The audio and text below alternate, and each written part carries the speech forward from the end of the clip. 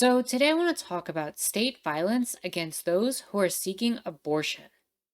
It has now been just over 2 months since Roe v. Wade was overturned, and abortion rights were made illegal in numerous states across the United States. Currently, 14 states have abortion effectively banned, and more bans are likely on the way, as legal battles are being fought in many other states and held up in the courts to prolong access for as long as possible. That said, while we are dealing with legal proceedings over state laws, life is continuing to take its course for many people. And what I'd like to do today is look at three stories of such people who are experiencing state sanctioned violence against them in three different ways that are all linked together through abortion. To start out with, let's talk about a teen pregnancy in Florida.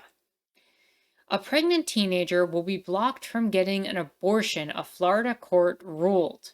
The 16-year-old initially petitioned to terminate her pregnancy, citing being a student and unemployed as a reason she is unprepared to have a baby. A court ruled that she was not mature enough to make the decision to have an abortion, blocking her from getting one. This is an absurd perspective, as I'll talk about in a moment, but it's just really frustrating the concept that somebody might not be mature enough to be able to make such a decision. The trial court found, based on the non adversarial presentation below, that appellant had not established by clear and convincing evidence that she was sufficiently mature to decide whether to terminate her pregnancy, the decision read. So, first of all, her decision here actually does seem quite mature. She's realizing that she does not have the economic and social conditions in her favor to have a child, and effectively has no means to properly care for such a child. At 16 years of age, she has decided to take a sensible approach that is approved by her legal guardian. In the meantime, the court now deems that she's not mature enough to get an abortion. Yet, in a twisted logic, she's mature enough, according to the state, to have a child and attempt to care for it at just 16 years of age. There is no way to make this logic here make sense. The care of a child requires two things more than anything else: maturity and means. She does not have the means, and according to the court, does not have the maturity.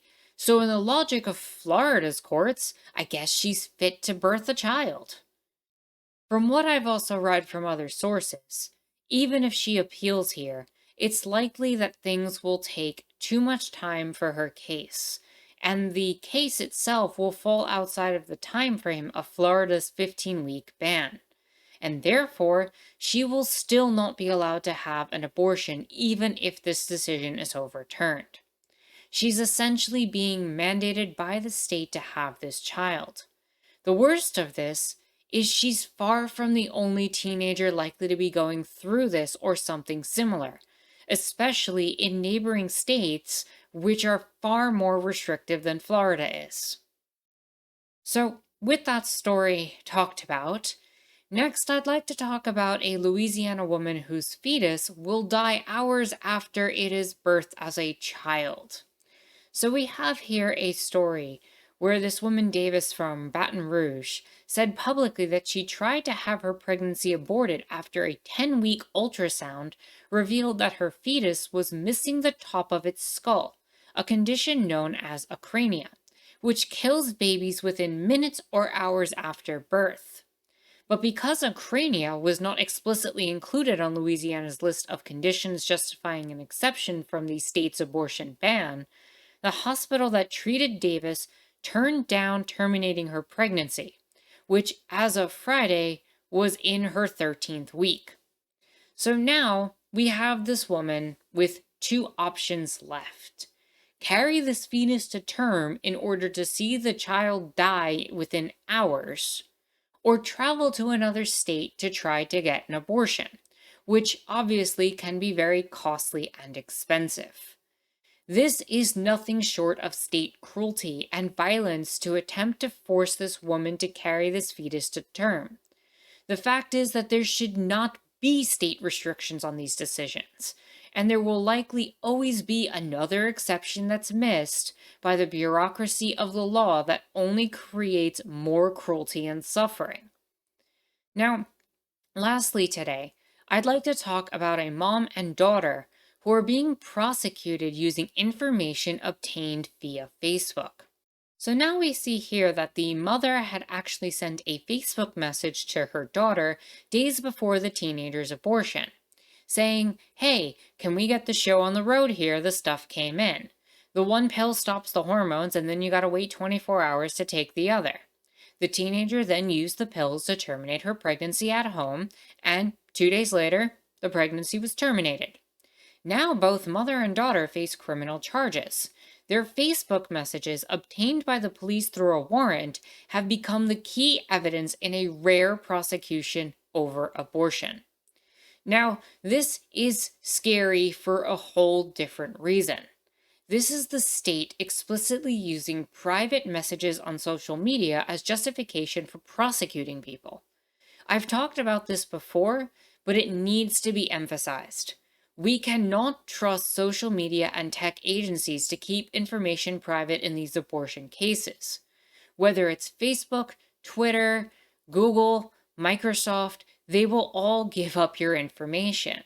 This type of breaching of privacy is likely to become more and more common to support and uphold abortion bans in the coming years.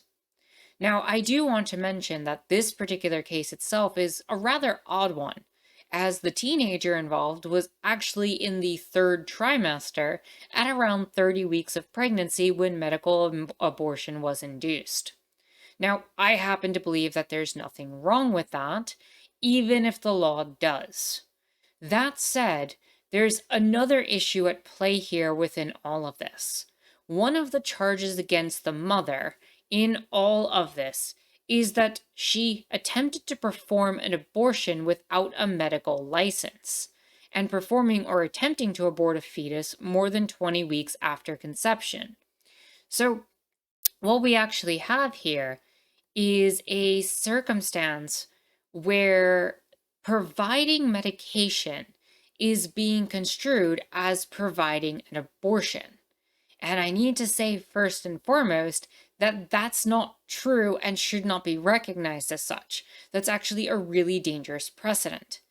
Second, because of that dangerous precedent, this has potential implications for those who seek to help or assist other people in their attempts to get an abortion, even if this one happens to be a very strange case.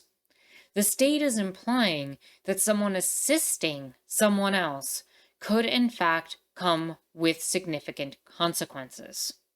The unfortunate reality is that these type of circumstances were predicted. Teenagers being forced to have children, fetuses being forced to be carried to term when there's little to no chance of survivability, or potentially the pregnant individual could be put at risk. Private data from social media being used against people in a court of law, and the prosecution of those who assist other people in getting medical care that they want and need. And here we are with the proof that this is happening through all of these stories.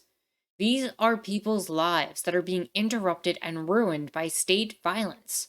And these are just a few examples of a much wider reality that we've just allowed to manifest through the state control of pregnant individuals and their access to abortion.